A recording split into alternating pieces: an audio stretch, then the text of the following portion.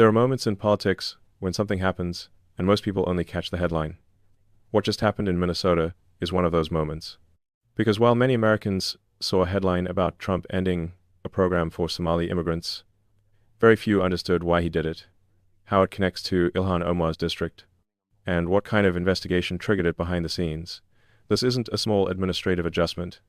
This is a decisive move aimed at dismantling a network that federal investigators say has been draining taxpayer funds, rerouting money overseas, and destabilizing an entire region of the state. Trump just shut down a program affecting hundreds of people tied to a fraud network worth somewhere between $250 and $300 million.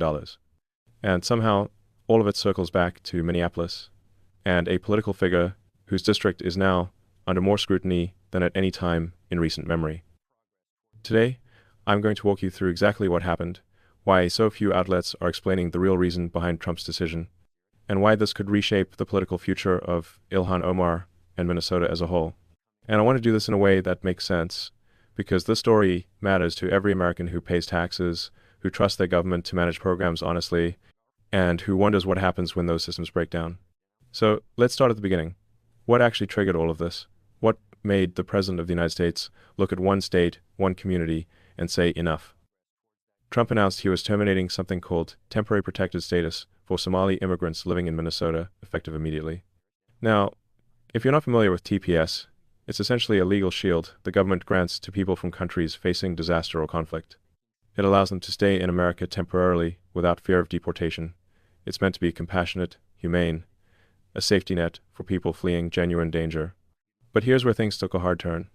Trump cited large-scale welfare fraud, money laundering, and the discovery that millions of taxpayer dollars had been funneled into overseas networks, some even reaching extremist groups, according to federal reports. He wasn't just ending a program. He was responding to something much bigger, much darker, that had been unfolding for years. Now, before we dive into the political fallout, we need to understand the system that allowed this to happen in the first place, because this isn't really a story about immigration policy. It's a story about what happens when oversight fails, when programs designed to help vulnerable people get hijacked by organized networks, and when state leaders either don't notice or choose not to act. Minnesota has become home to the largest Somali population in the entire country. We're talking somewhere between 75 and 85,000 people. That's a sizable community. Many arrived as refugees over the past couple of decades, fleeing violence and instability back home, and part of that community includes immigrants who received TPS status. Now, investigators began discovering something troubling. Multiple coordinated schemes were targeting programs meant to help vulnerable Americans, meal programs for children, medical support systems, housing assistance for people with disabilities. Think about that for a moment. Programs designed to feed hungry kids. Programs meant to help people with autism get therapy. Programs to keep seniors and people recovering from addiction in stable housing. These aren't abstract government line items. These are lifelines for real people. And someone figured out how to game the system to turn compassion into profit. The details of these schemes reveal why the fallout is so massive. Let me walk you through what federal authorities uncovered, because understanding the mechanics helps you see why Trump's response was so decisive. Investigators found operations involving fake meal invoices, people claiming they'd fed thousands of children who didn't exist, fabricated therapy sessions where no therapist ever showed up, forged diagnoses for non-existent autism patients, inflated housing support claims where services were never actually provided. Some of these cases ballooned from just a few $1 million to over $100 million per year. $100 million in a single program in a single state. The growth was so rapid, so extreme, that it overwhelmed the system. State officials couldn't process the volume of claims. Auditors fell behind. Red flags got ignored because there simply weren't enough people watching. And here's where it gets really troubling. The money didn't stay in Minnesota. According to analysts and federal reports, large sums were being sent overseas, eventually filtering into territories controlled by al-Shabaab, an al-Qaeda-linked group in Somalia. Now, I want to be careful here. Most Somali immigrants in Minnesota are hardworking, law-abiding people who came here for a better life. They're not involved in this. But there were organized networks exploiting community connections, using remittance systems to move money, and in some cases, those funds ended up in very dangerous hands. In parts of Somalia controlled by these groups, there's essentially a tax on any money coming in from abroad. So even if someone sends money home to help family, a portion gets skimmed off the top. It's extortion. really. And when you're talking about hundreds of millions of dollars flowing out of Minnesota, even small percentages add up fast. One analyst put it bluntly, the single largest funder of Al-Shabaab in the world might just be the Minnesota taxpayer. Now, once that connection surfaced, attention naturally turned to the political leadership responsible for oversight. And that's where things got uncomfortable for a lot of people in state government. Governor Tim Walz faced criticism from both conservatives and Democrats who argued that warnings about fraud had been ignored for years. People started asking hard questions. How did these programs expand so quickly? Why didn't state leaders intervene sooner? And who, if anyone, benefited from the political silence? Think about it from a taxpayer's perspective. You work your whole life, you pay into systems that are supposed to help people who genuinely need it. And then you find out that billions, yes, billions over several years have been siphoned off through fraud, not just wasted through inefficiency, but stolen through deliberate schemes. How does that make you feel? For seniors especially, this hits differently, because many of you remember when government programs were smaller, more accountable, easier to track. You remember when a dollar spent actually reached the person it was meant to help, and you've watched over the decades as programs grew larger, more complex, and seemingly more vulnerable to abuse. This Minnesota situation is a perfect case study in what happens when scale outpaces accountability. With investigators uncovering broader patterns, the focus shifted to the congressional district at the center of it all. And that district is represented by Ilhan Omar. Now, let's be clear and fair here. Currently, there's no evidence that Omar herself participated in any fraud. But her district is where many of the accused operators lived or worked. The programs under investigation, the community networks being examined, the donors who funded various operations, all of this traces back through areas she represents. Some individuals connected to these networks had previously interacted with her campaign or community organizations she supported. And then there was the video. Back in 2021, Omar recorded a publicity video for a restaurant in Minneapolis called Safari Restaurant. It seemed harmless at the time, promoting a local business, showing support for her community. But that restaurant later became central to one of the fraud investigations. It was allegedly a front for a money laundering operation using fake meal distribution as cover. The optics, in hindsight, were devastating. Omar has claimed no involvement in the scandal whatsoever, and again, there's no direct evidence tying her to the fraud schemes. But politically, the damage was done. Because when you represent a district where this level of organized crime is happening, people start asking, how did you not know? What were you doing while this was unfolding? Why didn't you sound the alarm? And then the political shockwave hit not just for Omar, but for thousands of her supporters, because Trump's announcement didn't just end a program on paper. It instantly affected somewhere between 700 and 1,000 Somali residents with TPS status. Many of them lived in areas that overwhelmingly support Omar. Many had built lives in America over 10, 15, even 20 years. They had jobs, families, roots. Overnight, people who had been legally protected for years suddenly faced the possibility of removal.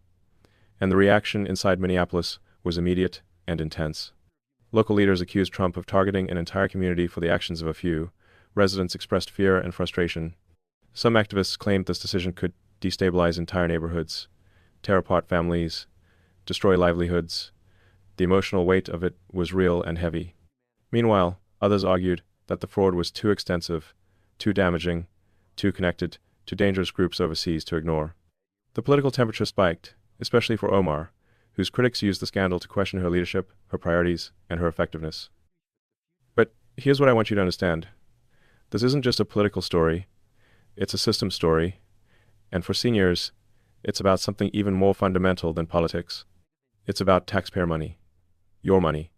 Money that was intended to support programs like meal assistance, disability services, medical care.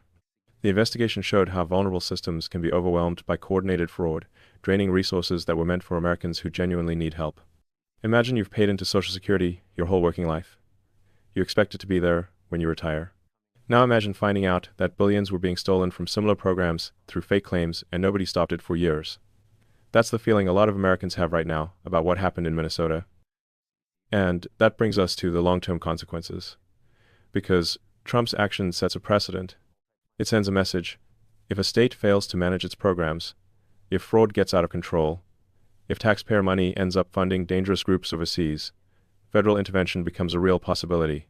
Minnesota could face deeper audits, new restrictions, or federal oversight of programs that used to be managed entirely at the state level. For Omar, the political challenges are just beginning. She may face pressure from within her own district, especially if voters feel the system was mismanaged or that leadership failed to protect them. She'll have to answer difficult questions about oversight, about what she knew and when, about whether her political priorities blinded her to problems festering in her own backyard. So what comes next? That's the question everyone's asking. Because this decision doesn't exist in a vacuum. It ripples outward in ways most people haven't fully considered yet. This decision signals a broader shift in how federal leaders might approach immigration-related fraud across the country. Other states with large TPS populations are watching closely. If you're a governor in a state with significant refugee or immigrant communities, you're probably looking at your own programs right now, wondering if you have the oversight mechanisms in place to catch this kind of activity before it spirals out of control. Political debates around TPS, welfare programs, and state accountability are about to get much louder, especially as we head into election cycles, because this touches on so many hot-button issues at once. Immigration, government spending, national security, fraud, terrorism financing.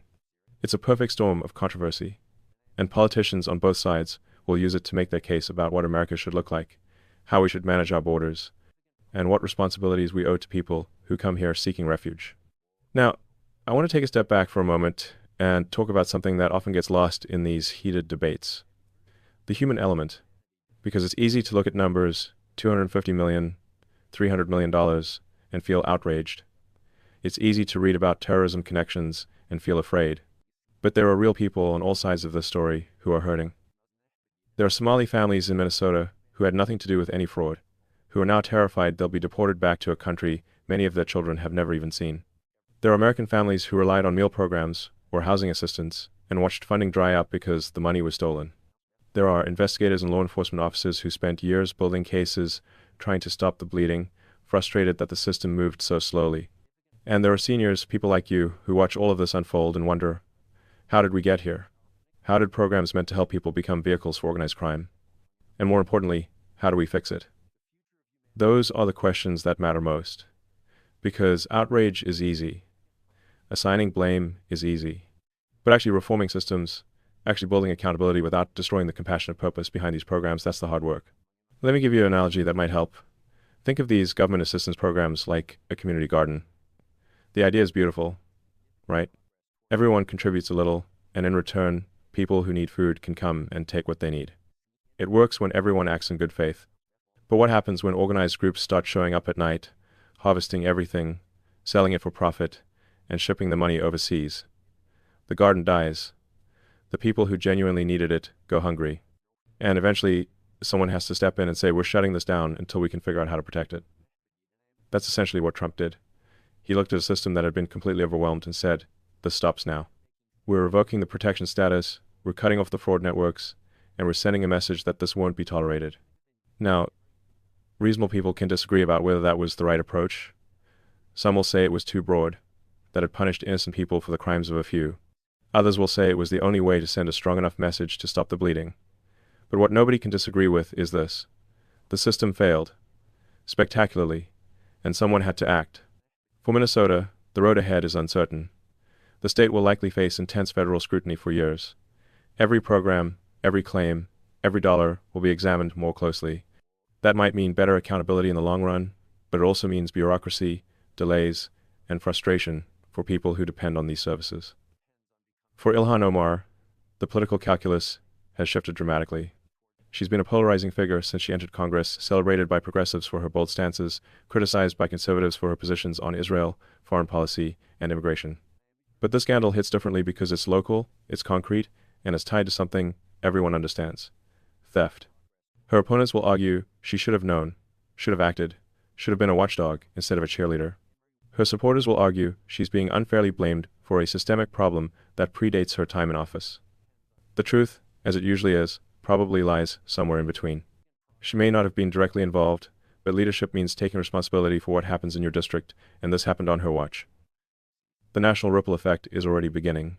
Conservative media outlets are using the story as a case study in what they see as failed progressive policies, open borders, expansive welfare programs, lack of oversight. Progressive media outlets are framing it as an example of Trump's cruelty, his willingness to punish entire communities for the actions of criminals.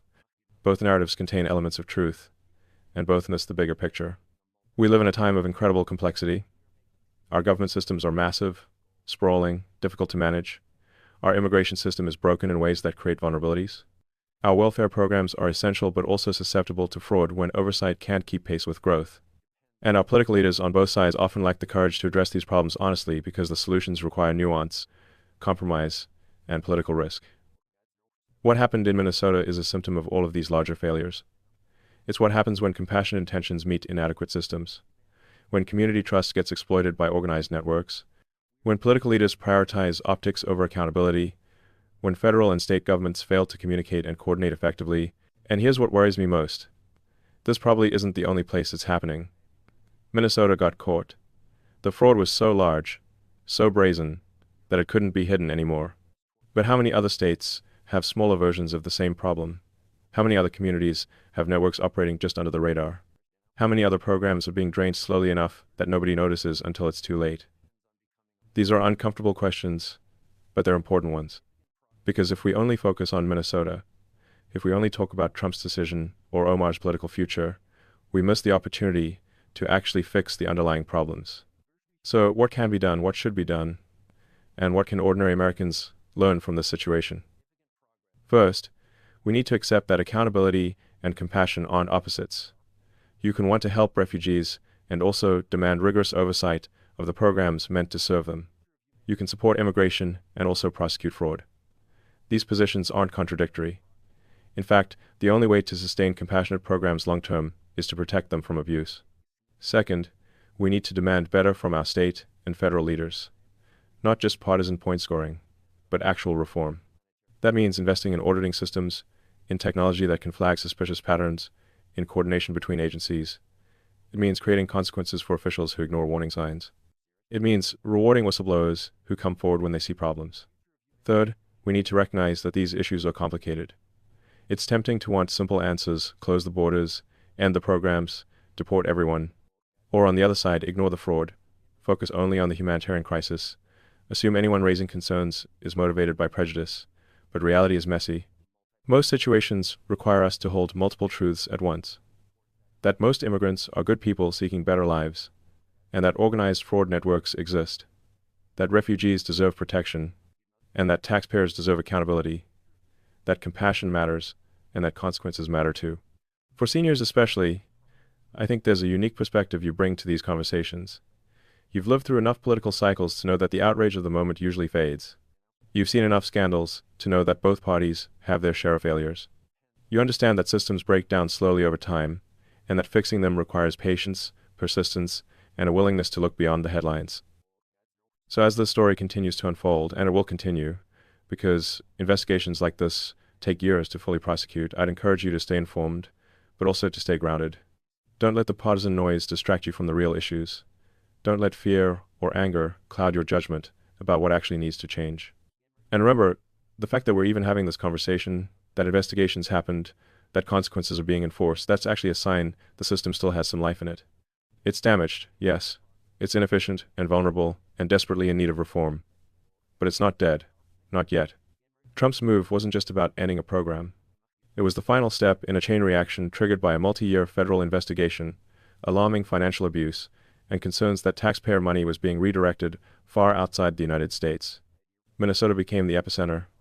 Omar's district became part of the conversation, and seniors across the country now see the consequences of programs left unmonitored for too long. Before you go, I'd love to hear your thoughts.